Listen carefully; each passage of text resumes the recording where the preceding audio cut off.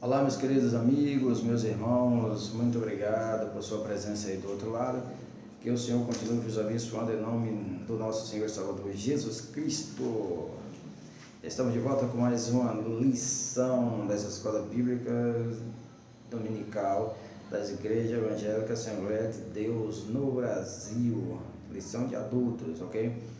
E temos aqui os pães da proposição, lição número 12, certo? Lição número 12. Vamos falar sobre os pães, certo?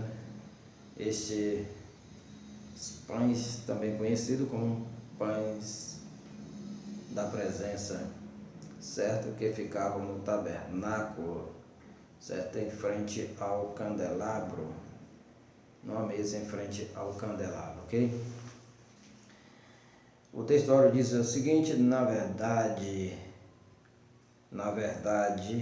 vos digo que aquele que crê em mim tem a vida eterna. Eu sou o pão da vida. João 6, 47, 48, palavras do nosso Senhor e Salvador Jesus Cristo, pão da vida, do qual devemos nos alimentar todos os dias da nossa vida. A verdade prática diz: a palavra de Deus é o alimento que nos sustenta a alma, o coração, o próprio corpo. Sem ela, a vida é impossível. Nem só de pão vive ou viverá o homem, mas de toda a palavra que sai da boca de Deus, certo? Nós precisamos desta palavra que é pão diário, certo? Não necessitamos somente do pão físico, certo? Mas necessitamos do pão da palavra de Deus, necessitamos do pão que é Jesus Cristo, o pão vivo que desceu do céu. Assim como o maná desceu do céu para alimentar os hebreus, Jesus desceu do céu para alimentar a humanidade que está em fome espiritual, ok? Jesus Cristo, nosso Senhor. Você não pode passar fome, você está passando fome, está faminto espiritualmente porque quer, porque o pão está à sua disposição, ok? Nosso texto bíblico, Levítico 24, versículos 5 a 9. Também tomarás da flor da farinha e dela cozerás 12 bolos, cada bolo será de 2 dízimas. E as porás em 2 fileiras, 6 em cada fileira, sobre a mesa perante o Senhor. E sobre cada fileira porás incenso puro, que será para o pão por oferta memorial, oferta queimada ao Senhor. Ao Senhor. Em cada dia de sábado, isto porá em ordem perante o Senhor, perante Yahvé, continuamente, pelos filhos de Israel, por concerto perpétuo, não tem fim. E será de Arão e de seus filhos, os quais o comerão no lugar santo, porque uma coisa santíssima é para eles, das ofertas queimadas ao Senhor, por estatuto perpétuo. Então você pode ler Levítico 24, versículos 5 a 9, ok? E meditar nesse texto, certo? A introdução diz: os pães da proposição ficavam num dos lugares mais nobres e reservados do tabernáculo, ali em frente ao candeeiro, ao candelabro de ouro puro. Eram iluminados durante toda a noite, certo? A simbologia é clara, mente cristológica. A luz do Evangelho mostra ao pecador faminto que somente Cristo pode saciar plenamente. É o que veremos nessa lição, como Deus foi didático a Israel, ao mostrar-lhe a suficiência da palavra nos pães da proposição. Essa lição ela vem nos mostrar, certo? Não vamos discutir, certo, aquela questão judaica, hebreia, lá do judaísmo nascente, certo? Mas estão somente trazendo para nossos dias a respeito de Jesus Cristo, certo? Nosso Senhor, que é o pão da vida, é o alimento espiritual para todos os povos, para todas as nações, certo? E é o pão que nós precisamos para nos alimentar espiritualmente, para que possamos ter vida eterna, certo? Para que possamos ter comunhão com Deus, certo? Então, esses pães, essa luz, o tabernáculo, certo? A cortina, tudo simboliza a Igreja de Cristo, simboliza Cristo, simboliza os nossos dias, certo? Os dias da Igreja, certo? Então, tudo, como a própria Bíblia diz, o próprio Paulo, é sombra. Como o texto de Hebreus diz, é sombra, somente sombra, certo? E Paulo diz, todos beberam de uma mesma rocha, da água que saía de uma rocha, e a rocha é Cristo. Então, nós vemos a associação, tudo aponta para Cristo, tudo aponta para Jesus, nosso Senhor e Salvador, certo? O pão que desceu do céu, assim como o maná desceu do céu, veja a associação, certo? No texto de João, que acabamos de ler aqui no texto áureo, certo? Na verdade, eu digo, aquele que crê em mim tem a vida eterna, eu sou o pão da vida, certo? O pão que deu vida ao povo de Israel, que descia do céu, aquele maná, que foi denominado maná, certo? Sem aquele alimento o povo morreria. Então, sem Cristo, também que vem do céu, se nós não nos alimentarmos dele, nós morreremos, certo? Espiritualmente. Então, tudo aponta para nosso Senhor, ok? E vamos falar aqui sobre o pão, certo? E é preciso dar uma leve introdução a respeito desse alimento,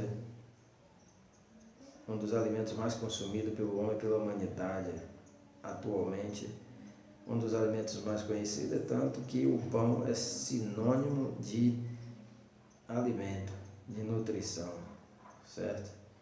Geralmente, quando se fala em pão, está se referindo à alimentação, certo? Nem sempre, quando se fala em pão, está se referindo ao pão em si, ao objeto pão, certo? Mas está se referindo de uma maneira geral ao alimento, a alimentação do ser humano, a nutrição do ser humano, certo? Nem só de pão vive o homem. Certamente, quando se formulou essa expressão, o pão era realmente muito consumido, mais consumido, certo? Pelos seres humanos, mas por extensão significa alimentação. E os egípcios eram conhecidos como comedores de pão, diz a história, porque produziam muito pão, porque se alimentavam de muito pão, porque eles tinham grande produção de trigo devido aos vales férteis, certo? Ali próximo do Nilo, aquela região, a área fértil, eles plantavam muito trigo, então eles fabricavam muitos pães, os pães eram oferecidos, certo, aos deuses, pães eram colocados nas tumbas, nos túmulos dos reis e dos grandes que morriam, que criam na vida eterna, embora de uma maneira errada, certo? Mas criam na vida eterna de uma maneira errada, porque eles acreditavam que aqueles objetos que eram colocados ali, aqueles alimentos, serviriam para a vida pós-morte, certo? Então foram encontrados pães em tumbas egípcias, certo? Que estão em alguns museus aí do mundo, no Cairo, por exemplo, certo? E esses pães que foram encontrados estão catalogados, estão nos museus e foram encontrados pães de diversas formas, certo? Pães cônicos, pães ovais e pães triangulares foram encontrados em algumas tumbas. Então o pão sempre foi um alimento degustado pelo homem, produzido pelo homem em grande quantidade. E quando se produzia em grande quantidade, eram fabricados com os pés, usando os pés, quando era grande quantidade de massa, certo? Assim como o vinho era produzido com os pés, os pães também eram produzidos, quando feito em grande quantidade, produzido com os pés, certo? E mesmo assim, o povo achava gostoso, delicioso, saboroso, mas graças a Deus que essa situação mudou e hoje, certo? Dificilmente se usa esse método para a fabricação, certo? Embora talvez possa existir alguma sociedade antiga que ainda faça dessa maneira, certo? Mas graças a Deus que em boa parte do mundo isso mudou e é algo que é antiético, anti-higiênico e que a fiscalização com certeza proíbe, certo? Secretaria de Saúde, de saneamento básico, seja lá o que for, não sei bem qual o órgão que fiscaliza, então pode fiscalizar e nós vemos que sempre há fiscalizações constantes e qualquer irregularidade o negócio pode ser fechado, certo?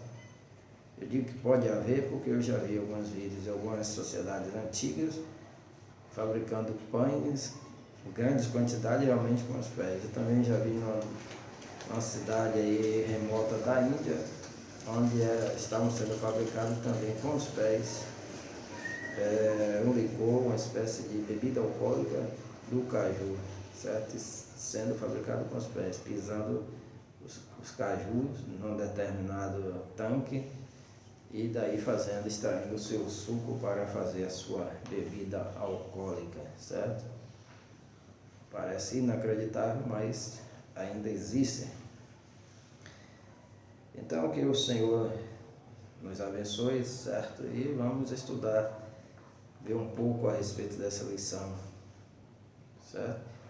Eu já fiz pão, muito pão em minha vida, já vendi na rua, certo? No cesto, já vendi em casa, na padaria, certo? Já fabriquei, já assei muitos pães em forno de lenha.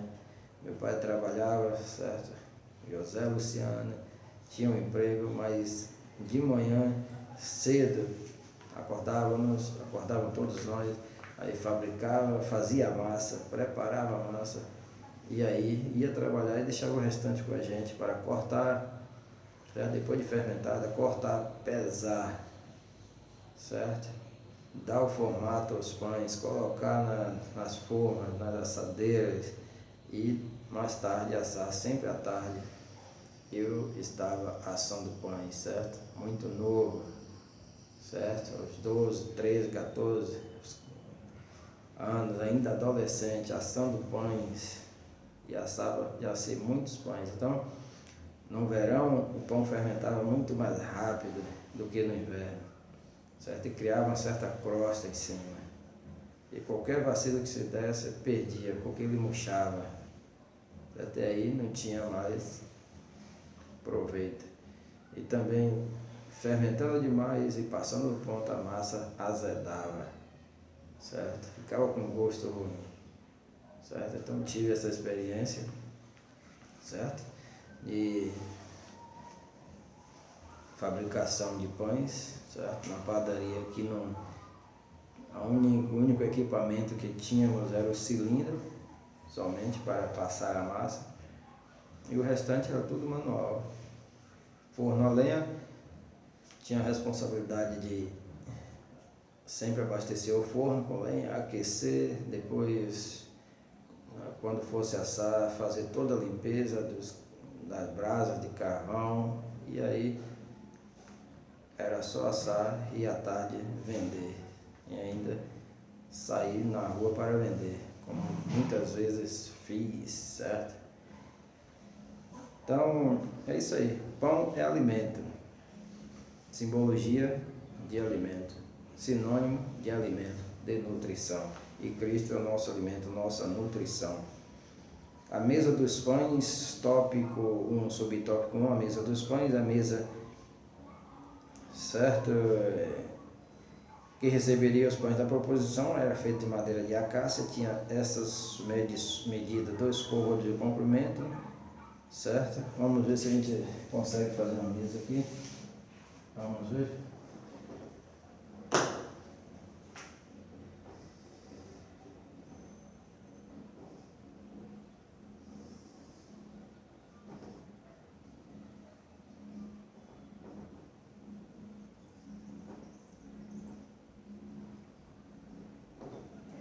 Tá muito.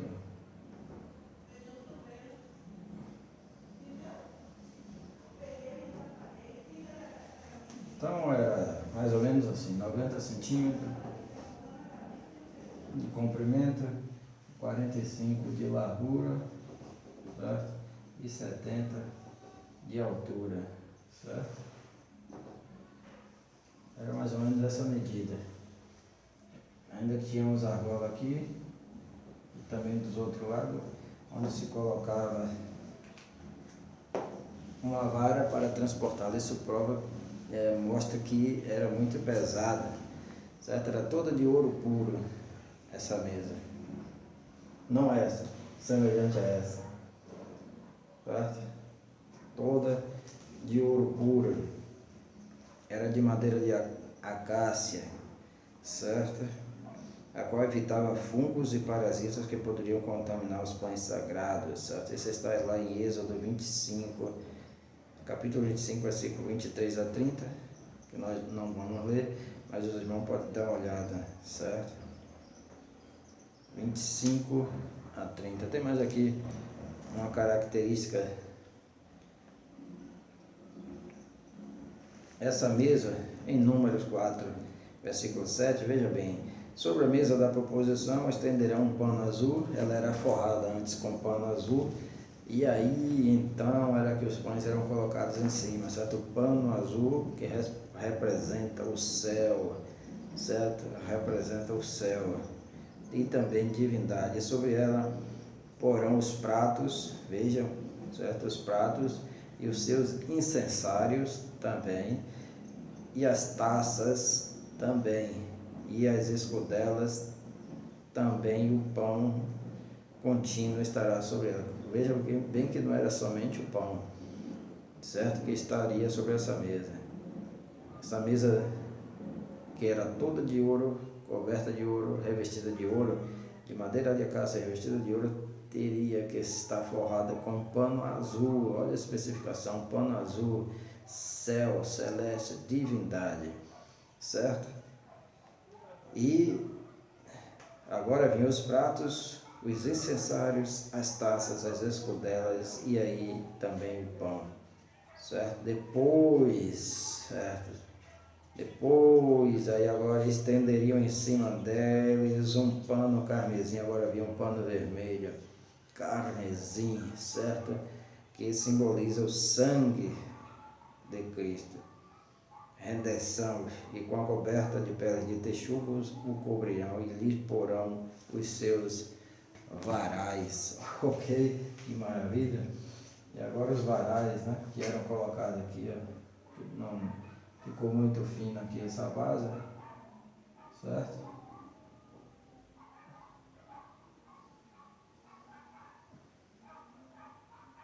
Então aqui a argola, aqui outra argola, e aqui passava um varal, ó, para transportar, certo?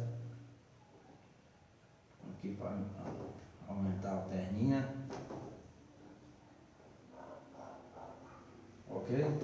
E aí colocava o varal para transportar. Veja que tinha 2 toalhas, uma azul representando o céu e tinha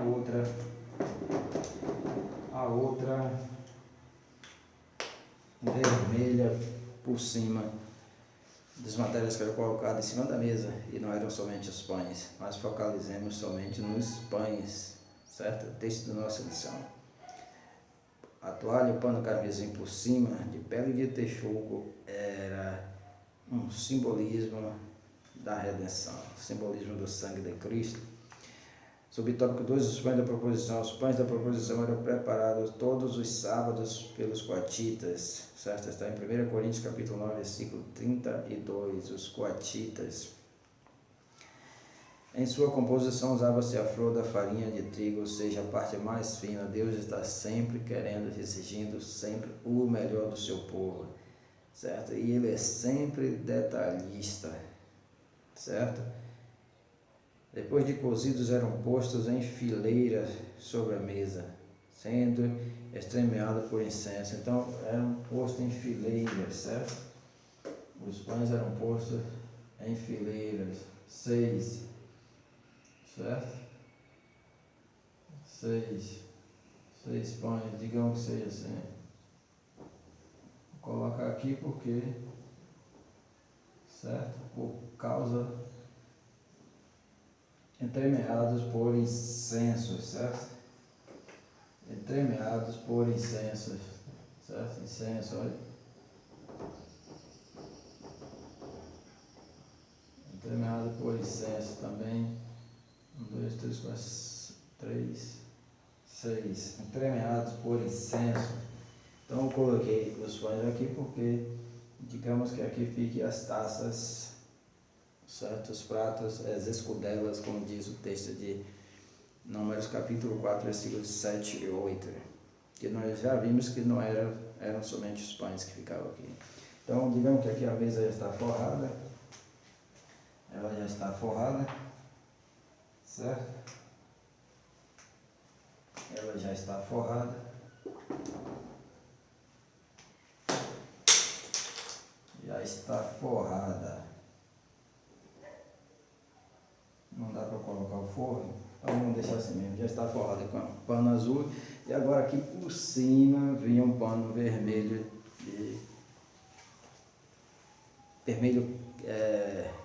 Que representa, digamos, a simbologia do sangue de Cristo, nosso Senhor. Então, vemos tudo está no tabernáculo, essa simbologia toda, certo? Azul, primeiro simbolizando o céu, segundo simbolizando o sangue de Cristo que cobre, ok? O sangue de Cristo que cobre-nos para nos purificar. A simbologia dos pães, os pães da proposição simbolizam a presença sempre providencial de Deus. Dessa forma, os israelitas deveriam saber que o homem não vive só de pão, mas de toda a palavra que sai da boca de Deus. Mateus capítulo 4, versículo 4, certo? Quando se fala de pão, se fala de alimentos, se fala de provisão, de providência divina para o sustento do homem, para o sustento da humanidade. E é isso que nos mostra, certo? E é isso que o texto nos mostra. Quanto aos pães, o pão está acompanhado de incenso, significa a presença, que a presença do Senhor sempre vem acompanhada pelas orações dos santos. Incenso sempre significa oração, ok? Oração, certo? Oração. É preciso que a gente desenvolva uma vida de oração, que a gente tenha uma vida constante de oração, que a gente tenha um período de oração, certo? Porque sem oração nós não poderemos resistir, certo? Às intempéries desta vida espiritual, certo? Pois não temos que lutar contra carne e sangue, mas contra hostes espirituais da maldade nos lugares, nas regiões celestiais. Então, sem oração, não poderemos resistir, certo? Os pães da proposição ou da presença representavam ainda a palavra de Deus, que através do Evangelho alimenta o mundo faminto. Então, tem esse significado. Simbolizava, como estão vendo aqui, 6 de cada lado, um para cada tribo, certo? Representando o povo judeu, o povo hebreu, certo? Então, um para cada tribo, certo? Representa providência de Deus para o seu povo, certo? Então tem uma série de significados. E para nós ainda muito mais amplo, certo? Para a igreja atual, que pode nos representar, está representando o povo de Deus, a igreja de Deus, a providência de Deus para o seu povo, certo? Como Deus que provê, o Deus Javé, que provê todas as coisas, o Deus proverá, certo? Gostamos de usar essa expressão, certo? Simboliza a ação de Deus, do Senhor como nosso pastor.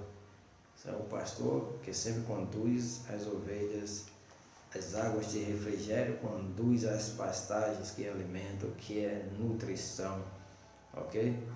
Então tem toda essa simbologia, todo esse significado para nossos dias. E pão é a palavra de Deus, é alimento, nem só de pão vive o homem, mas de toda palavra que sai da boca de Deus. Alimento é a palavra, nem só do alimento físico, para a carne, para o corpo. O homem vive, mas vive do alimento espiritual também, que é a palavra de Deus. E Cristo é o pão por excelência, o pão que desceu do céu para nos dar vida e vida em abundância. Ok? Tópico 2, a palavra de Deus, o pão da vida. A palavra de Deus é vida. Durante as peregrinações de Israel no Sinai, os israelitas conscientizavam-se de que nem só de pão vive o homem, mas de toda a palavra que sai da boca de Deus. Deuteronômio 8:3. Deuteronômio 8:3.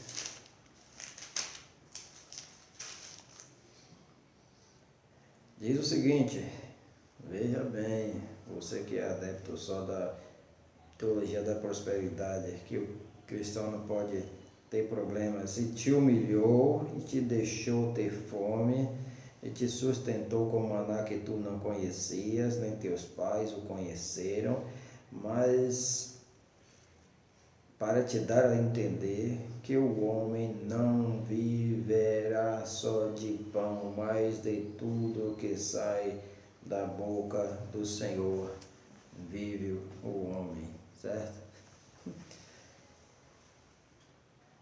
Te humilhou, te fez ter fome. Então, às vezes, nós passamos por problemas e problemas terríveis, certo? Eu já passei por muitos problemas,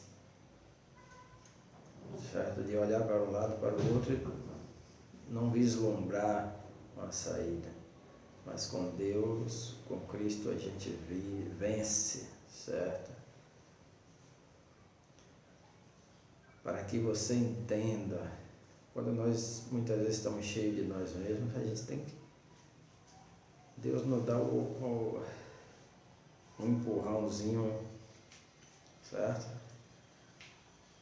Não alisa a nossa cabeça, não dá um tapinha nas costas. Mas às vezes eles nos corrigem realmente. Para quê? Para que nós entendamos que nem só de pão vive o homem, mas de tudo que sai da boca de Deus. Tudo que sai da boca de Deus, certo? Mas que de tudo que sai da boca do Senhor, de Javé, viverá o homem, certo? E muitas vezes aquilo que pode sair da boca de Deus para nós, pode não ser do nosso agrado, mas é disso que nós devemos viver, certo? Certo? Que às vezes aquilo que sai da boca de Deus pode ser totalmente o oposto daquilo que nós estamos esperando, mas é disso, certo? Que realmente precisamos, porque Ele sabe de tudo quanto nós precisamos, necessitamos, certo? Somente Ele sabe. e é disso que nós viveremos. Ok?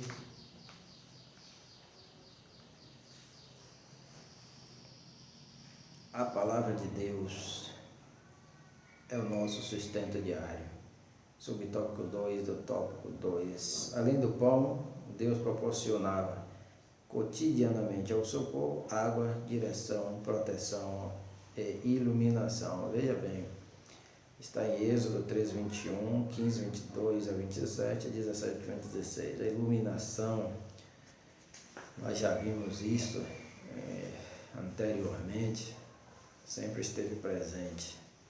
A coluna de fogo que acompanhava sempre os hebreus. O povo teve sede, Deus sustentou com água, certo? Principalmente a água tirada da rocha, e a rocha é Cristo. Então tudo como sombra trazemos para os nossos dias, e assim nós vemos que o nosso sustento está em Cristo, que é a rocha, que nos dará a água do Espírito Santo, a água que pode jorrar do nosso interior. Se nós crermos em Cristo, se aceitarmos realmente Cristo de coração, se seguirmos a Cristo, aí poderemos também sermos bênçãos para outras pessoas. E o fogo, a coluna de fogo que está sempre ao nosso lado, se assim o crermos, se assim o aceitarmos, se assim estivermos de acordo com a palavra de Deus, certo? Esse fogo, essa presença constante que afasta os animais ferozes que querem nos atacar nesse mundo espiritual. Esse fogo de Deus nos protege. Esta água nos sustenta, mata a nossa sede espiritual. Certo? Somente Cristo, certo? Que é um dos esses da reforma de Lutero. Solo Cristo, somente Cristo, pois somente Ele é o mediador entre Deus e os homens, não existe outro. Ok? Subtópico 3, a palavra de Deus é o nosso sustento específico. Na mesa do tabernáculo havia, como já vimos, 12 pães, distribuídos em 2 fileiras, sendo um pão para cada tribo de Israel. Levítico 24, 6. Entre as fileiras, o incenso. Ok? Significante de tudo que Deus alimenta o seu povo, tanto coletiva quanto individualmente. Certo? O que podemos inferir dessa lição? Deus tem uma comida personalizada para mim, para você, para cada servo seu em particular. Cada ser humano tem uma necessidade diferente e específica, certo? Porque nós somos seres diferentes, mas em Cristo nós somos um, certo? E nesse caso, Cristo é o único pão para todos nós. É o único pão, o único sustento para todos nós. A palavra de Deus é o nosso sustento específico, certo?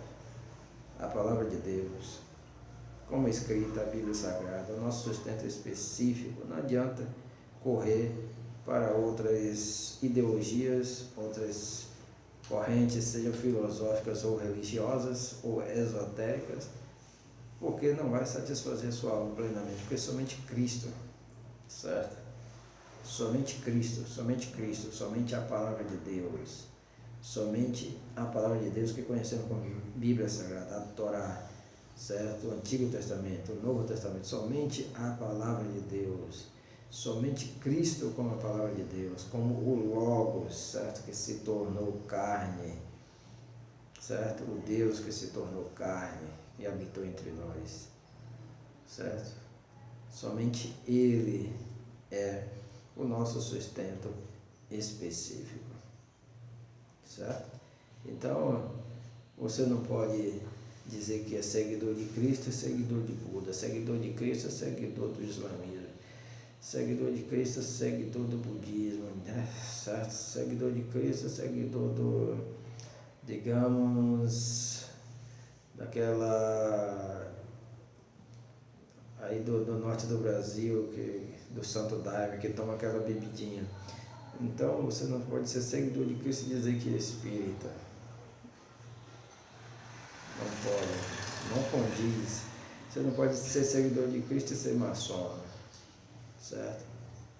Não condiz. Você não pode dizer que é seguidor de Cristo ao mesmo tempo ser umbandista, porque também não condiz, certo? Então, seguir a Cristo somente, certo? A palavra de Deus é o nosso sustento específico, certo? Você pode até estudar outras escolas, outras ideologias, certo? Mas não pode segui-las simultaneamente a seguir a Cristo, porque Cristo exige exclusividade. Deus sempre exigiu exclusividade do seu povo. O povo hebreu não poderia seguir a Deus, seguir a Mamon, seguir a Deus e seguir a religião egípcia, seguir a Deus e seguir Dagon, seguir a Deus e seguir a religião lá dos profetas de Jezabel. Veja as palavras de Elias, a história sobre a vida de Elias e toda aquela problemática lá com os profetas de Baal. Não havia como haver junção, ligação. Era necessário haver separação, exclusividade, certo? Exclusividade. Ninguém pode servir a dois senhores, diz a própria palavra de Deus, ok? Tem que seguir somente a um Senhor, a um Senhor.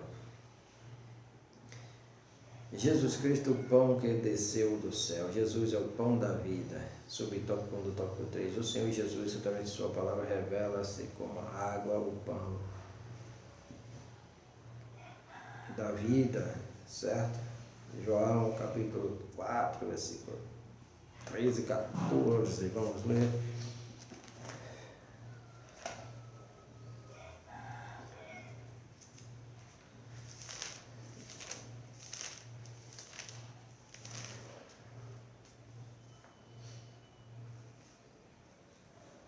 Jesus respondeu e disse: qualquer que beber desta água tornará a ter sede, mas aquele que beber da água que eu lhe der nunca terá sede, porque a água que eu lhe der se fará nele uma fonte que jorre para a vida eterna. Jesus como água, certo? Para os seres humanos, para os seus seguidores, para aqueles que o reconhecem como Senhor e Salvador, certo? E ele diz, aqui tem uma referência, João 8:32, e conhecereis a verdade vos libertará. Jesus é a verdade que liberta, e a verdade é essa, que ele é esta água, certo? Na verdade, eu vos digo que aquele que crê em mim tem a vida eterna. Eu sou o pão da vida, certo? 6 João 48, o pão da vida é Jesus Cristo, nosso Senhor, certo? O pão da vida, certo? O pão da vida, Jesus Cristo, nosso Senhor. O pão que desceu do céu, certo? Então, parece que existe muito crente que está passando por períodos de fome, certo? Estão raquíticos espiritualmente, certo? E o meu conselho é: se alimente do pão. O pão está à disposição, o pão está à sua disposição. Basta você apanhar, pegar, tocar, comer, certo? Hoje todo cristão, todo lar hoje tem uma Bíblia. Seja lá cristão ou não cristão, existe uma Bíblia lá na estante, certo? Leia a palavra de Deus, se alimente diariamente desta palavra, poderosa que pode transformar vidas, que é a palavra de Deus, ok? E se alimente de Cristo, certo? Temos seus momentos de comunhão diária, de oração, certo? Havia entre os pães entremeados, ali nos pães da proposição, incenso que simboliza a oração, certo? Simboliza a oração. É preciso ter uma vida de oração, ok? Diária e constante. Jesus, o pão da nossa comunhão com o Pai. Está vendo? Jesus, como pão vivo que desceu do céu, não precisa ser trocado todos os sábados, como os pães da proposição, que tinham que ser trocados todo sábado. Os pães tinham que ser trocados, certo? E esses pães que tinham ficado lá durante 8 dias, eles eram comidos pelos sacerdotes, comidos pelos que haviam trabalhado durante a semana, juntamente com aqueles que estavam pegando serviço, que estavam largando serviço, que estavam pegando serviço, participavam desses pães, certo? E os pães novos eram colocados ali, e na semana seguinte o mesmo ritual era repetido, certo? Jesus Cristo é o pão definitivo para todos nós, não há outro, certo? Não há outro, é o pão definitivo.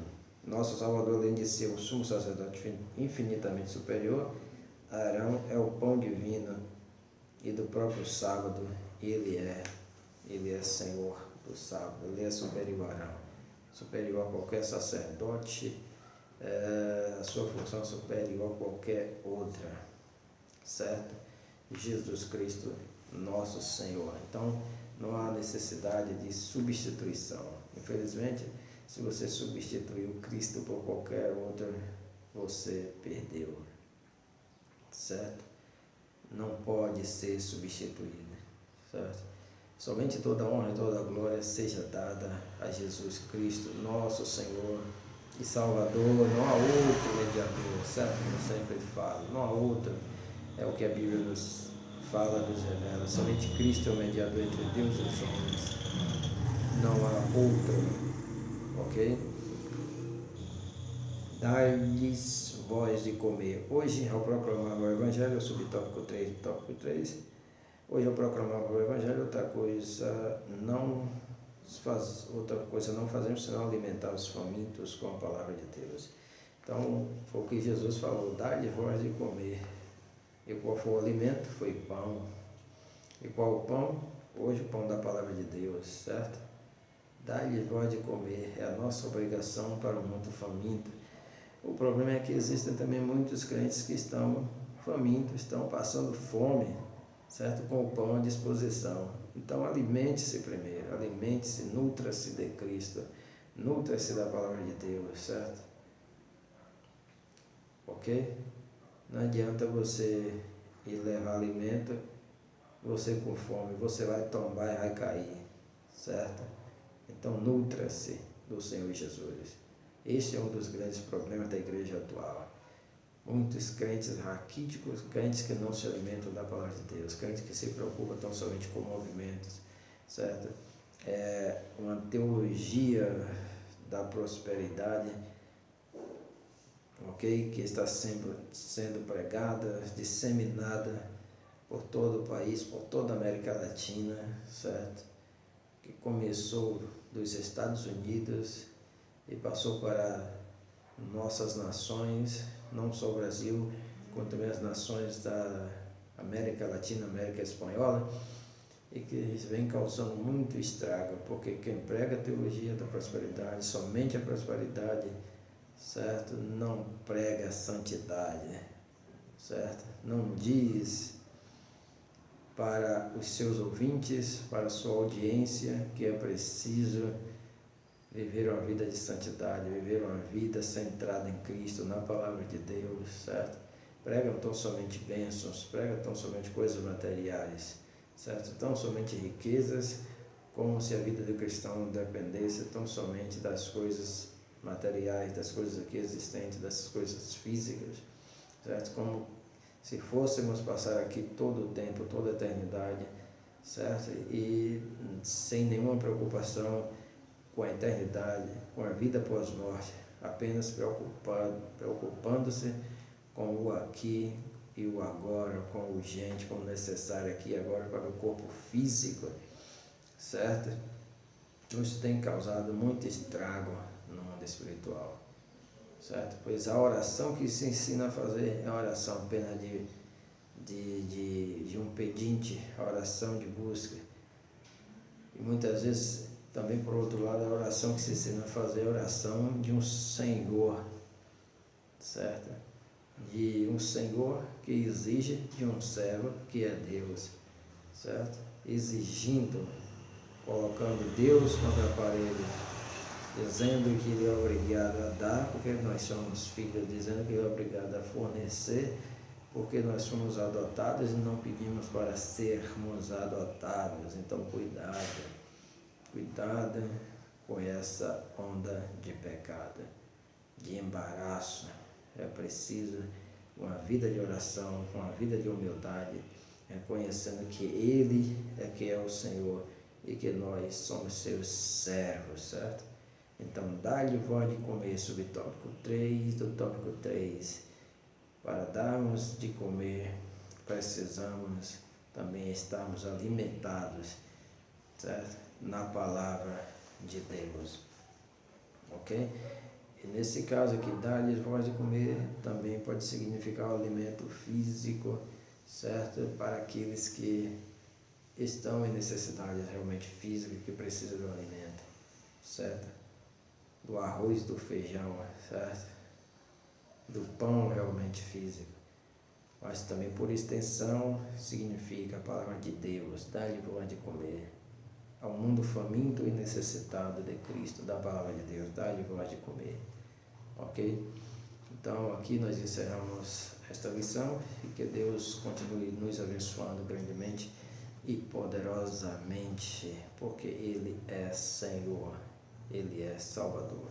Reconheçamos o senhorio de Cristo sobre nossas vidas, reconheçamos o senhorio de Cristo sobre todos os homens, sobre a humanidade, sobre o mundo, porque Ele é Rei de reis e Senhor dos senhores. Muito obrigado, Deus abençoe grandemente, em nome de Jesus. Muito obrigado, bye bye.